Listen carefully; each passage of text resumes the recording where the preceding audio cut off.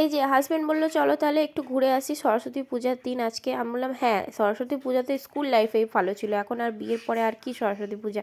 তো বললো না চলো না একটু সন্ধ্যাবেলা একটু ঘুরে টুরে আসি, মেলা টেলা বসেছে দেখে আসি।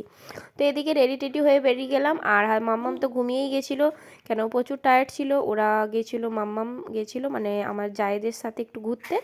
তো ওদের নিমন্ত্রণ বাড়ি ছিল, তো ওকে নিয়ে গেছিলো, ওই জন্য পুরো টায়ার্ড ছিল, মাম্মাম ঘুমিয়ে গেছিলো। তারপরে আমরা একটুখানি কলেজ মাঠের দিকে এলাম, ফুচকা খেলাম প্রথমে, তারপর কলেজ মাঠের দিকে এইসব প্রতিমাগুলো সব সাজিয়ে রেখেছিল। আর এক একটা প্রতিমাগুলোর কাছে এক একটা ঢোল বাজনা সব হচ্ছিলো, নাচছিল। আর এদিকে প্রচণ্ড ভিড়। তোমাদেরকে আর কি দেখাবো বাবা, যতটাই দেখিয়েছি ততটাই শেয়ার করলাম তোমাদের সাথে। অবশ্যই যদি ভিডিওটা ভালো লাগে লাইক শেয়ার কমেন্ট সাবস্ক্রাইব করো। আর হ্যাঁ, মাম্মাম যখন ঘুম থেকে উঠে গেছিলো তখন ও লাস্সি টাস্সি খেয়েছিল, তখন ওই ক্লিপগুলো নেওয়া হয়নি। আর এখানে দেখতেই পাচ্ছ এই যে ডান্স করছে ঢোল বাজনা নিয়ে। তো অবশ্যই এখনের জন্য আল্লাহ হাফিজ, ভালো লাগলে সাবস্ক্রাইব করো।